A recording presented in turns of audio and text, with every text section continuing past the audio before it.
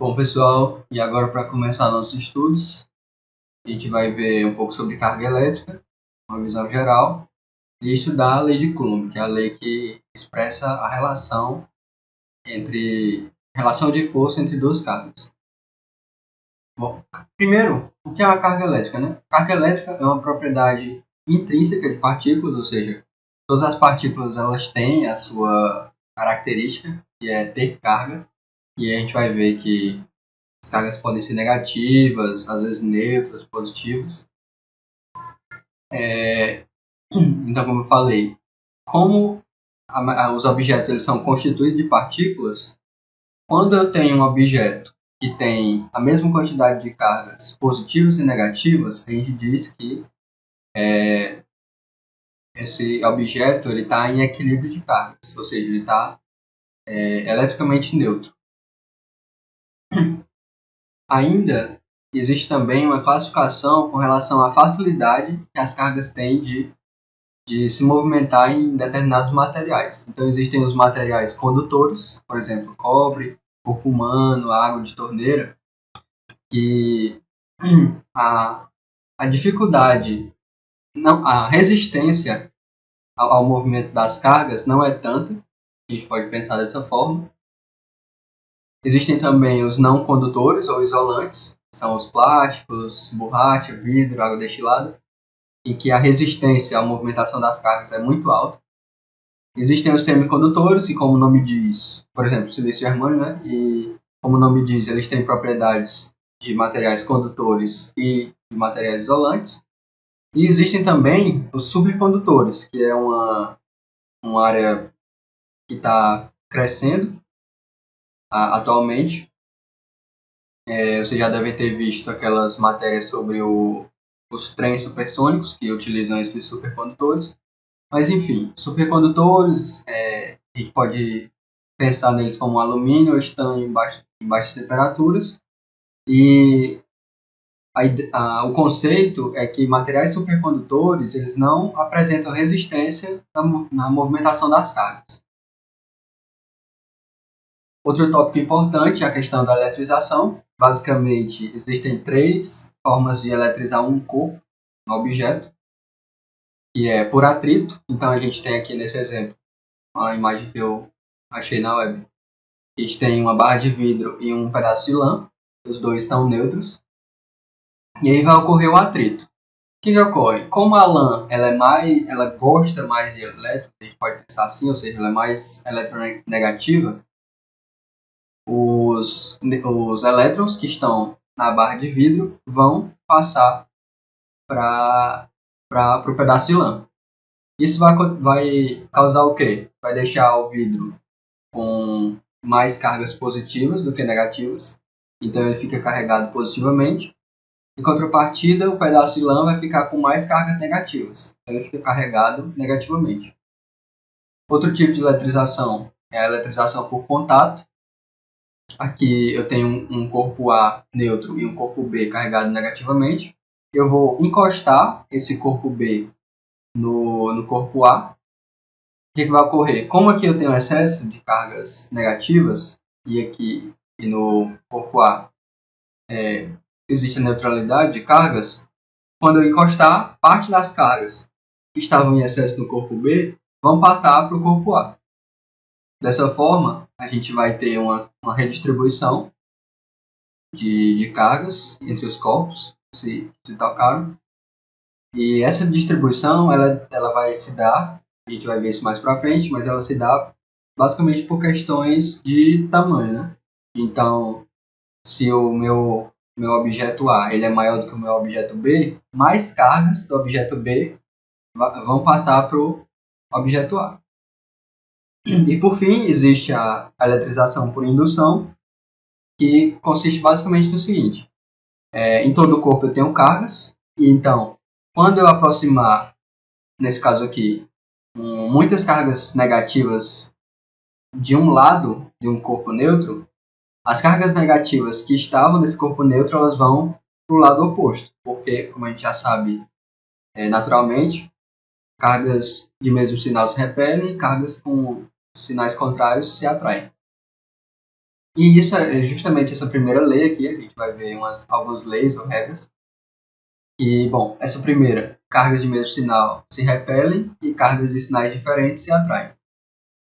Essa questão da atração e repulsão de cargas, a gente diz que se deve à força eletrostática que existe entre as cargas dos corpos. E matematicamente a gente traduz como a lei de Coulomb, que diz que a força entre duas cargas pontiformes é dada pelo produto das cargas. A gente divide pelo inverso da distância. Na verdade, a gente divide pela distância ao quadrado entre as cargas. E para ter essa igualdade, a gente multiplica por essa constante eletrostática chamada K. Esse R aqui é só um vetor para indicar a direção. Como a gente já viu, se o produto das cargas for positivo, esse vetor é apontando para longe das cargas. Quando o produto das cargas é negativo, ou seja, as cargas são diferentes entre si, têm os sinais diferentes, esse vetor R aqui é apontando para uma carga para outra carga. Então é meio como se fosse uma força de ação e reação. A terceira regra é que a carga é quantizada, que é dado por essa expressão aqui. Esse é uma unidade de energia de carga fundamental, que vale 1,6 vezes 10 a menos 19 Coulomb. E esse N representa justamente a diferença de quantidade que eu tenho das cargas, ou seja, o excesso que eu tenho entre as cargas. Então, supondo que eu tenha 7 cargas negativas e 3 cargas positivas, o meu N vai ser menos 4, né? Porque o elétron, carga negativa, ele é negativo. Outra lei é que a carga é conservada. Então, se a gente voltar nesse exemplo aqui, a mesma carga que eu tenho no início é a mesma carga que eu vou ter no final para esse mesmo sistema. Na verdade, é para esse contato aqui, de contato. O quinto, algo mais avançado, a gente vai ver com mais calma mais para frente. A gente vai imaginar o seguinte: existe uma bola qualquer, pode ser de futebol, e a gente vai imaginar que existem várias cargas de mesmo módulo, de mesmo sinal, distribuída uniformemente pela bola, né? Pela parte da superfície da bola. Para qualquer corpo, para qualquer carga que esteja fora da nossa bola, a força que essa carga que está fora da bola vai sentir é a mesma força que ela sentiria se toda a carga que está distribuída na superfície da bola estivesse concentrada no centro. E para essa regra 6, a gente tem que, se uma partícula carregada está dentro de uma casca com distribuição uniforme, ou seja, a gente imagina uma partícula dentro da nossa bola de futebol, ela não sente nenhuma reação, nenhuma força causada pela distribuição das cargas que estão na superfície da bola.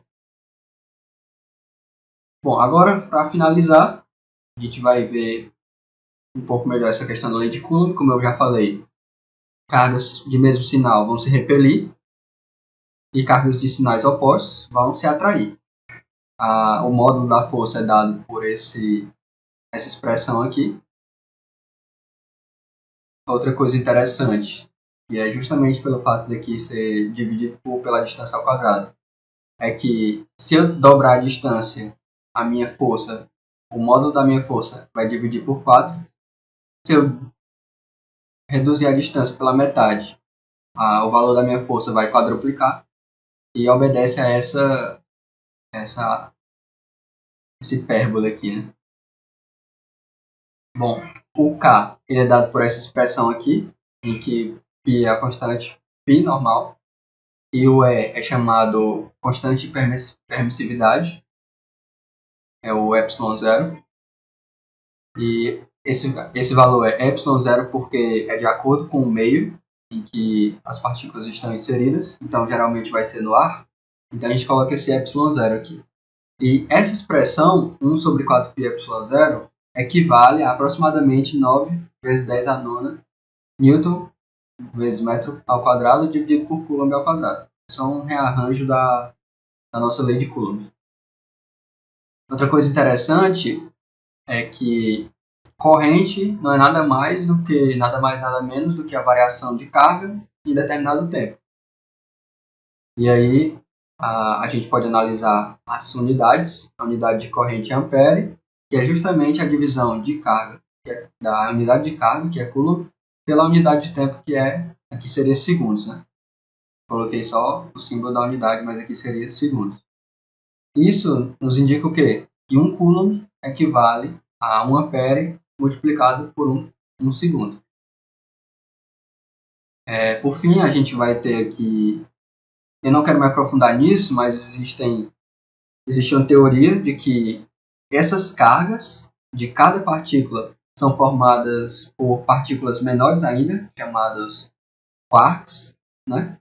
Tem os ups e os downs, mas a gente não vai abordar isso nessa playlist, não. O que a gente precisa saber é que o elétron tem carga negativa, e aqui é um símbolo que a gente utiliza, esse Ezinho diferente. O próton tem carga positiva, mas de mesmo módulo que a carga do elétron, e o nêutron, com esse símbolo, ele tem carga neutra, ou seja, sem carga. Bom, galera, é isso. Até o próximo vídeo.